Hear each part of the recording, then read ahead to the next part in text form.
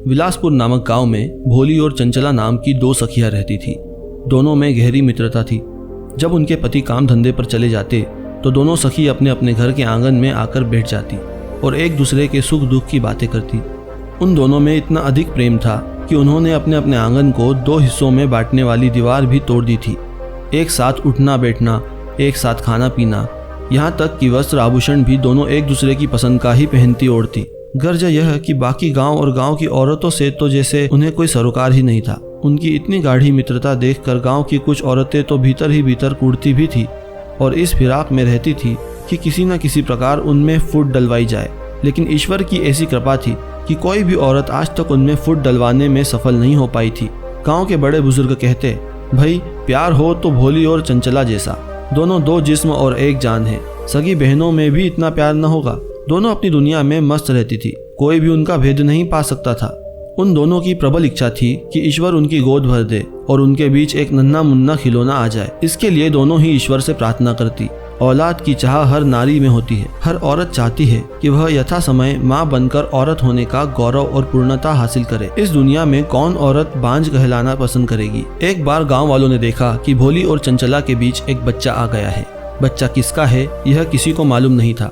गांव वालों ने दोनों में से किसी को भी गर्भावस्था के दौरान नहीं देखा था। मां बनने के भेद को भी दोनों औरतों ने पूरे गांव से छिपा लिया था। वे दोनों बच्चे का तन मन से बराबर लालन पालन करती। गांव की कुछ औरतों ने पूछा भी कि बच्चा किसका है, लेकिन दोनों ही मुस्कुरा कर रह गई। गांव वाले बच्चे को कभी भोली के पास देखते, कभी चंचला के पास। चंचला उसे नहलाती संवारती तो भोली लोरिया देकर सुला रही होती। इसी प्रकार समय गुजरता रहा और बच्चा भी बड़ा होने लगा।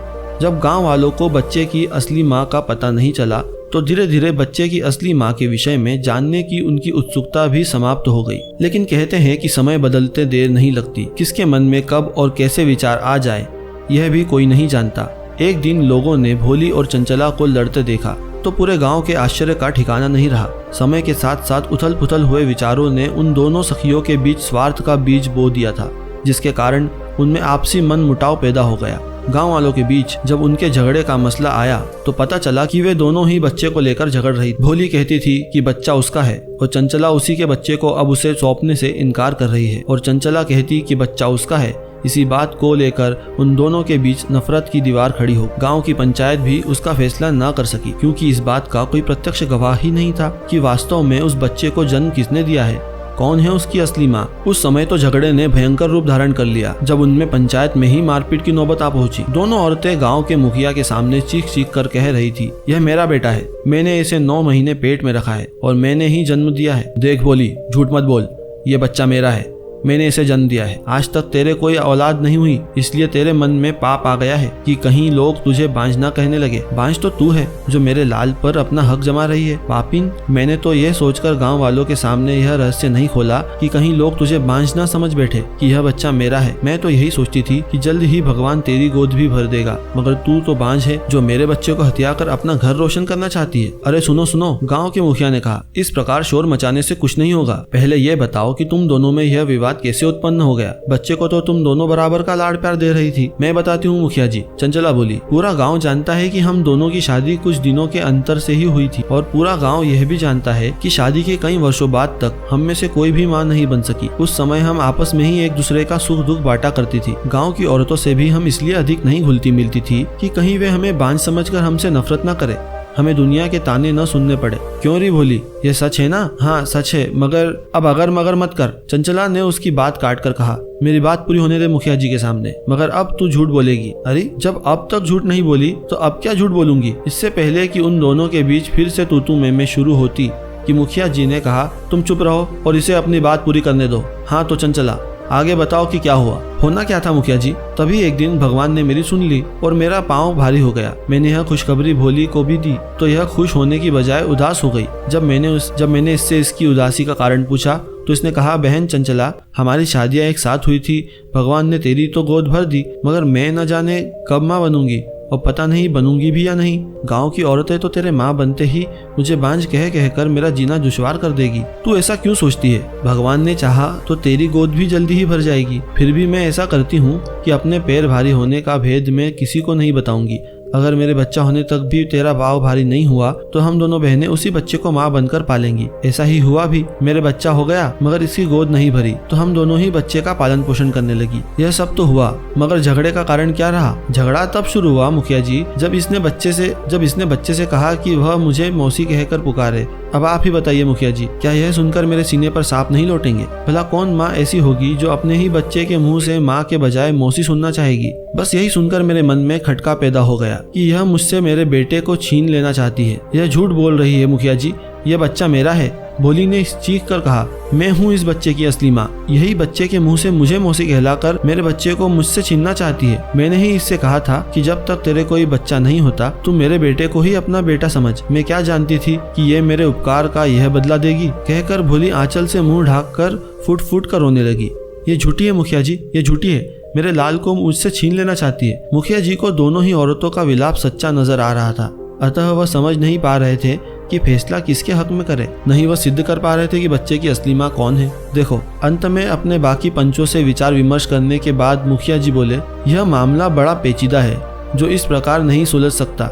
यह तो सच है कि तुम दोनों में से एक औरत झूठी है जो बच्चे पर अपना नाजायज हक जमा रही है। यह एक घोर पाप ही नहीं, जघन्य अपराध भी है जिसके बदले कठोर दंड दिया जा सकता है। इसलिए हमने यह फैसला किया है कि इस मसले को हम राज दरबार में ले जाएंगे। मगर इससे पहले हम तुम्हें एक और मौका देते हैं।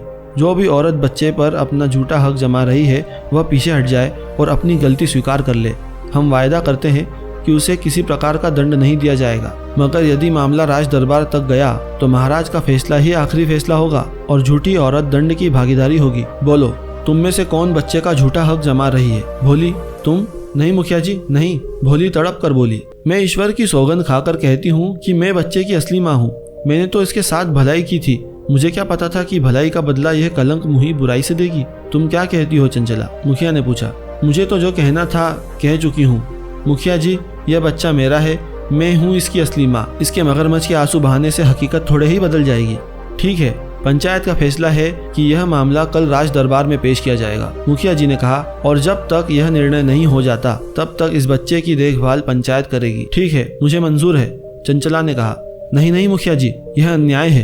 रात भर मेरा बच्चा मेरे बिना कैसे रहेगा? तुम किसी प्रकार की चिंता मत करो भोली, मुखिया जी ने कहा। हमारी पत्नी स्वयं इस बच्चे की देखभाल करेगी और इसे किसी प्रकार का कष्ट नहीं होने दिया जाएगा। मुखिया जी इस प्रकार रो रो कर यह पंचायत की सहानुभूति हासिल करना चाहती है, यह ढोंगी है, चंचला ने कहा। इस प्रकार एक दूसरे पर छीटाकशी करने से बेहतर है कि तुम लोग जाओ। अब इसका फैसला कल राज दरबार में ही होगा। इस प्रकार पंचायत समाप्त हो गई।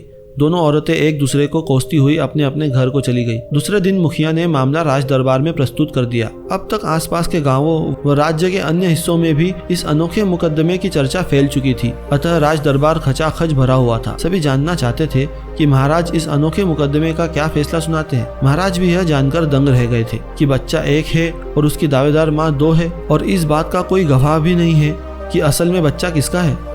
पूरी बात सुनकर महाराज गहरी सोच में डूब गए। उनकी समझ में नहीं आ रहा था कि निर्णय किसके पक्ष में ले। यह मामला बहुत गंभीर है मंत्री जी। हाँ महाराज, यह कोई साधारण मसला नहीं है। मुसीबत यह है कि बच्चा बोल नहीं सकता है और इन दोनों में से कोई एक इस बात का अनुचित लाभ उठाना चाहती है। महाराज, यदि मेरी बात माने तो इसका निर्णय स्वामी औषधानंद जी से कराएं। वे अपार दूरदर्शी और ईश्वर के सच्चे भक्त हैं। झूठ तो उनके सामने टिक ही नहीं पाएगा। हाँ मंत्री जी, ये आपने ठीक कहा। जिस घटना का कोई गवाह न हो उसका गवाह ईश्वर होता है, और वह किसी न किसी रूप में गवाही देने आ ही पहुंचता है। वह कब और कैसे आता है यह एक ज्ञानी ही देख सकता है, और औषधानंद जी सच्चे ज्ञानी है। अतः हमारा आदेश है कि कल यह मसला स्वामी जी के सामने प्रस्तुत किया जाए। और इस प्रकार दूसरे दिन महाराज, मंत्रीगण आदि उस बच्चे और दोनों औरतों को लेकर स्वामी औषधानंद जी के आश्रम की ओर चल दिए। पीछे पीछे अपार जन समूह था जो इस विचित्र फैसले को सुनना चाहता था। कुछ ही देर बाद स्वामी औषधानंद जी के सम्मुख उस मसले को रखकर महाराज ने कहा, स्वामी जी, अब तो न्याय आपके ही हाथ में है। आप ही इस विवाद का ऐसा फैसला करें कि दूध का दूध और पानी का पानी हो जाए। स्वामी औषधानंद जी ने बड़े प्यार से उस बच्चे को अपनी गोद में बिठाया और गौर से उसका चेहरा देखा। नन्हा बालक उनकी गोद में किलकारियां मार रहा था। बच्चे का चेहरा देखने के बाद स्वामी जी ने उन दोनों औरतों की ओर देखा। दोनों ही लुटी लुटी और गमगीन सी उनके सामने खड़ी थी। राजन जी। स्वामी जी, हम समझ गए कि यह बच्चा किसका है। किसका है महाराज? उसका नाम हम अपने मुंह से नहीं बताएंगे, इसका निर्णय अभी यह दोनों स्वयं कर देगी। बोलो देवियों, सच सच बताओ कि यह बच्चा किसका है। यह बच्चा मेरा है स्वामी जी, भोली सिसकते हुए बोली। मैं ही इस अभागे बच्चे की माँ हूँ। चुप रहे दुष्ट, खबरदार जो मेरे बच्चे को अभागा कहा। कर्मजली, अभागी तो तू है जो आज तक एक बच्चा भी न जन सकी और मेरे लाल पर नजरे गड़ा बैठी है, चीख कर चंचला ने कहा। उन्हें इस प्रकार झगड़ते देख स्वामी जी को समझते देर नहीं लगी कि यदि उन्हें शांत ना किया गया तो अवश्य ही यह हाथापाई पर उतर जाएगी। शांत देवी शांत। स्वामी जी ने दोनों को शांत किया, फिर किसी सोच में डूब गए। सभी लोग शांत बैठे उनकी ओर देख रहे थे। महाराज की नजरें भी स्वामी जी पर टिकी हुई थी। एकाएक स्वामी जी ने पूछा, देवियों, क्या तुम्हें हमारा निर्णय स्वीकार होगा? हाँ महाराज, चंचला जल्दी से बोली। आपका निर्णय अस्वीकार करने का तो सवाल ही नहीं उठता। आप तो अंतर्यामी हैं, जो भी निर्णय करेंगे सोच समझकर करेंगे और सच्चा निर्णय करेंगे। स्वामी जी ने भोली की ओर देखा। मुझे भी आपका निर्णय स्वीकार होगा महाराज। मुझे विश्वास है कि जीत सत्य की ही होगी। ठीक है। स्वामी जी अपने स्थान से उठे और अपने आसन से कुछ दूर धरती पर एक दायरा खींच दिया। फिर बोले, मैं बच्चे को इस घेरे में रख दूंगा। 3 तक गिनती गिनूंगा, तब तक जो भी देवी इस बच्चे को पहले उठा लेगी बच्चा उसी का होगा। हमें मंजूर है महाराज। स्वामी जी ने वैसा ही किया। बच्चे को उस घेरे में लिटा दिया गया। 1, स्वामी जी ने गिनती शुरू की। 2, दोनों औरतों ने बच्चे पर झपटने की तैयारी कर ली। 3, जैसे ही स्वामी जी के मुंह से 3 निकला वैसे ही दोनों औरतें बच्चे पर टूट पड़ी। भोली के हाथ में बच्चे के पैर आ गए और चंचला के हाथ में हाथ। छोड़ छोड़ दुष्टा, यह बच्चा मेरा है। भोली करहा उठी। बच्चा मेरा है बांझ औरत, देखती हूँ तू इसे कैसे ले जाती है। दोनों ही बच्चे को अपनी अपनी ओर खींचने लगी। इस प्रकार खींचे जाने से बच्चा जोर जोर से रोने लगा। देखते ही देखते पीड़ा के कारण उसका रोना क्रंदन में बदल गया। वह चीखे जा रहा था और दोनों औरतें उसे अपनी ओर खींच कर अपने कब्जे में लेने की कोशिश कर रही थी। देखने वालों को बच्चे की दयनीय स्थिति पर तरस आ रहा था और मन ही मन वह सोच रहे थे कि कैसी निष्ठुर औरतें हैं जिन्हें बच्चे पर जरा भी दया नहीं आ रही।